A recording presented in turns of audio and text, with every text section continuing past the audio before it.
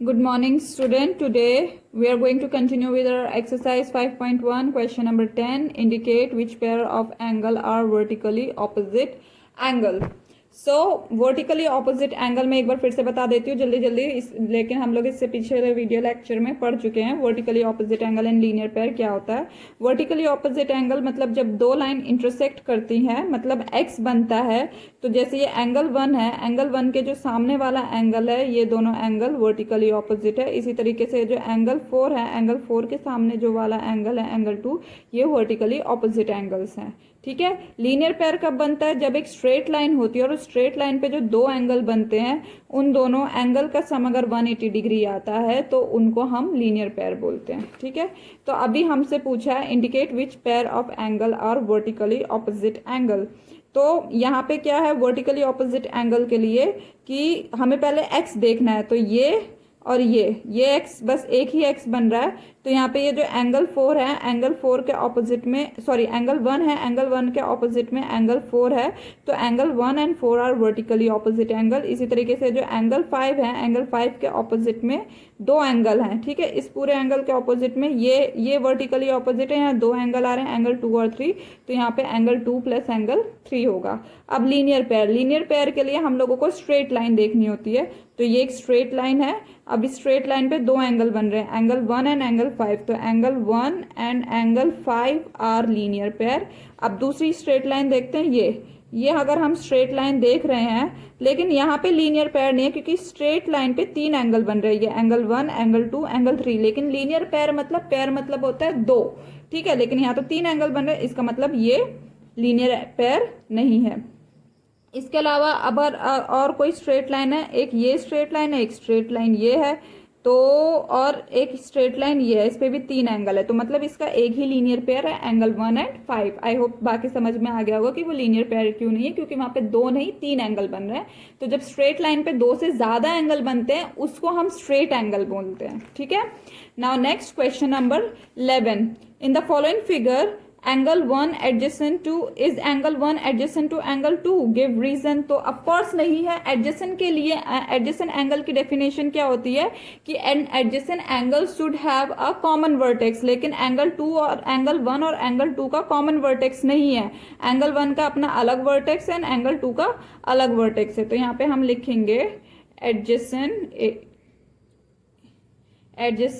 Angle should have common vertex but angle 1 and angle 2 do not have any common vertex, therefore angle 1 and angle 2 are not adjacent angle. ठीक है। तो this is the answer of the question number 11। Now next, find the value of angle x and angle y in each of the following equation. तो हम लोगों ने पहले ही पढ़ा था एंगल वर्टिकली ऑपोजिट एंगल क्या होते हैं, आपस में इक्वल होते हैं। ठीक है। और लीनियर पेयर एंगल का मतलब क्या होता है कि उनका सम कितना होता है, 180 डिग्री होता है। तो यहाँ पे अगर मैं देखूं क्वेश्चन नंबर 12, चलो इसको कॉपी पे करते हैं। क्वेश्चन नंबर 12, क्वेश्चन नंबर 12 का ए पार्ट। ठीक है। यहाँ पे एक इंटरसेक्टिंग लाइन बनाई हुई है इस तरीके से, और यहाँ पे हम लोगों को ये एंगल दिया हुआ है 55 डिग्री, और ये एंगल हम लोगों को दिया है एक्स, और ये एंगल हम लोगों को दिया है वाई, और ये एंगल हम लोगों को दिया है जेड। हमें पूछा है find angle x y and z. तो 55 degree is equals to angle x. क्यों? क्योंकि ये वर्टिकली ऑपोजिट एंगल है, और हम लोग ने पिछले वीडियो लेक्चर में पढ़ा था कि वर्टिकली ऑपोजिट एंगल क्या होते हैं, इक्वल होते हैं। तो these are vertically opposite angle. तो वर्टिकली ऑपोजिट एंगल्स, तो ये 55 डिग्री एक्स के बराबर हो गया। अब देखो ये एक स्ट्रेट लाइन है, तो ये एंगल 50, ये स्ट्रेट लाइन और स्ट्रेट लाइन पे दो एंगल बन रहे हैं 55 डिग्री और वाई। तो इसका मतलब ये इन दोनों का सम कितना होगा, 180 डिग्री, लीनियर पेयर। तो 55 degree plus angle Y is equals to 180 degree. क्यों? क्योंकि ये दोनों क्या है, लीनियर पेयर है। ठीक है।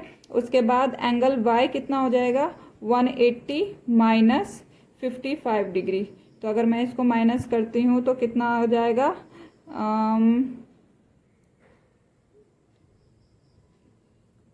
125 डिग्री। ठीक है, तो एंगल वाई कितना हो गया, 125 degree.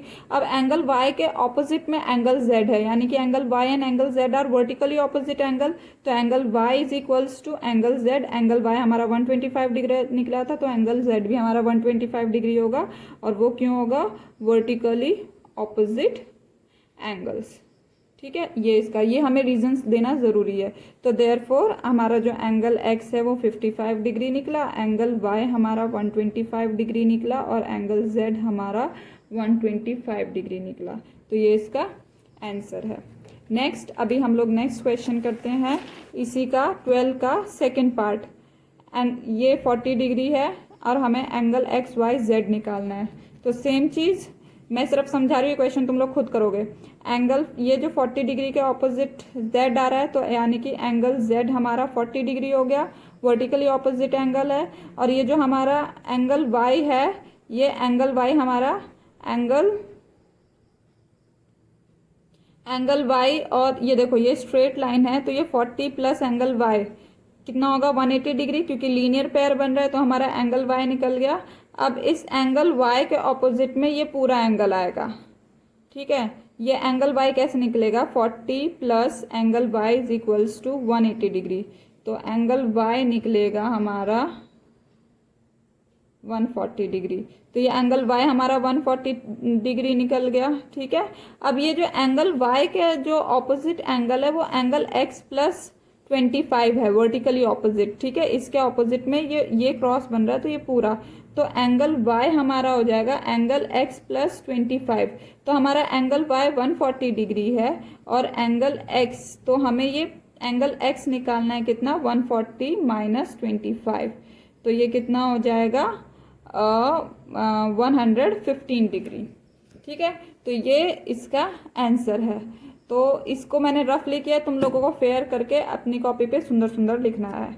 Next question number 13, fill in the blank. If two angles are complementary then the sum of their measure is. अगर दो एंगल कॉम्प्लीमेंट्री है तो उन दोनों को प्लस करने पे कितना आता है, 90 डिग्री। ठीक है, तो if two angles are supplementary the sum of their measure is, तो अगर दो सप्लीमेंट्री एंगल है तो उन दोनों को प्लस करने पे कितना आता है, 180 डिग्री। ठीक है, इसी तरीके से two angle forming a linear pair, अगर दो एंगल लीनियर पेयर फॉर्म करते हैं वो क्या होता है, सप्लीमेंट्री होता है। ठीक है, क्योंकि जब दो एंगल लीनियर पेयर फॉर्म करते हैं तो उन दोनों का सम कितना होता है, 180 डिग्री। और जब दो एंगल्स का सम 180 डिग्री होता है तो उन एंगल्स को हम सप्लीमेंट्री एंगल बोलते हैं, इसलिए सप्लीमेंट्री एंगल्स हैं।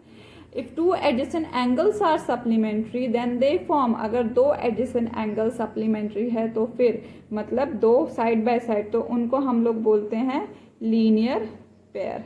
ठीक है, फिर उसके बाद आई थिंक ये समझ में आ गया, ये हमारा स्ट्रेट लाइन है और दो एडजेसेंट एंगल, यानी कि ये एंगल और ये एंगल इनका कॉमन वर्टेक्स है, ये दोनों एंगल का कॉमन वर्टेक्स है और दोनों का सम 180 डिग्री है। तो इसका मतलब इस टाइप के पेयर एंगल को हम लोग क्या बोलते हैं, लीनियर पेयर बोलते हैं। If two line intersect at a point then vertically opposite angles are always equal. अगर दो लाइन आपस में इक्वल होते इंटरसेक्ट करते हैं तो जो वर्टिकली ऑपोजिट एंगल्स होते हैं वो क्या होते हैं, इक्वल होते हैं। If two line intersect at a point, if one pair of vertically opposite angle are acute angle then the other pair of vertically opposite angles are, जैसे कि इसमें बोल रहे हैं अगर जैसे कि दो लाइन इंटरसेक्ट किए, अगर ये वाला एंगल इस वाला एंगल, मतलब ये क्या है हम लोगों का एक्यूट एंगल बन रहा है, तो दूसरा जो पेयर होता है वो हमेशा क्या होता है, ऑब्ट्यूस होता है। ठीक है, क्योंकि अगर देखा जाए तो लीनियर पेयर है, ये एक स्ट्रेट लाइन है, उस पर दो एंगल बन रहे हैं। ये हमने एक वीडियो लेक्चर में पढ़ा था, पिछले वीडियो लेक्चर में, कि लीनियर पेयर में एक एक्यूट एंगल होता है तो एक ऑब्ट्यूस एंगल होता है। तो इसी तरीके से वर्टिकली ऑपोजिट एंगल में अगर एक पेयर एक्यूट एंगल का होता है तो दूसरा पेयर ऑब्ट्यूस एंगल का होता है। तो यहाँ पे आंसर क्या आएगा, ऑब्ट्यूस। ठीक है, now next, in the adjoining figure name the following pair of angle obtuse vertically opposite angle. Obtuse vertically opposite angle बनाना है तो फिर angle AOD and angle BOC। तो हम यहाँ पे लिखेंगे angle AOD and angle BOC। Adjacent complementary angle मतलब दो एंगल जिनका सम 90 डिग्री हो और वो एडजेसेंट हो, एक के बाद एक के साथ में भी हो। तो एडजेसेंट कॉम्प्लीमेंट्री एंगल, दो एंगल जिनका जो 90 डिग्री हो, और ये angle BOA and angle AOE, क्योंकि एंगल BOE क्या है 90 डिग्री है, और ये angle BOA and angle AOE ये क्या हो गया एडजेसेंट कॉम्प्लीमेंट्री एंगल। तो यहाँ पे angle BOA and angle AOE, ठीक है। Equal supplementary angle, equal supplementary angle मतलब सप्लीमेंट्री एंगल हो और वो दोनों एंगल्स इक्वल हो, तो angle BOE and angle EOD। तो यहाँ पे angle BOE and angle EOD। उसके बाद अनइक्वल सप्लीमेंट्री एंगल मतलब उन दो को सम करके हमारा सप्लीमेंट्री एंगल आए और वो अनइक्वल हो, तो यहाँ पे angle EOE and angle EOC, ये हमारी स्ट्रेट लाइन बन रही है ना, तो angle AOE and angle EOC। तो यहाँ पे हमारा आएगा angle AOE and angle EOC, ठीक है। आई थिंक तुम लोगों को समझ में आ रहा होगा। उसके बाद adjacent angle that do not form a linear pair. अब हमें ऐसे एडजेसेंट एंगल बताने हैं जहाँ पे लीनियर पेयर ना बन रहा हो, तो ये angle EOD and angle DOC, adjacent angle और लीनियर पेयर भी नहीं बन रहा, तो यहाँ पे angle EOD and angle DOC। इसी के साथ हमारी ये एक्सरसाइज खत्म हो गई। Thank you.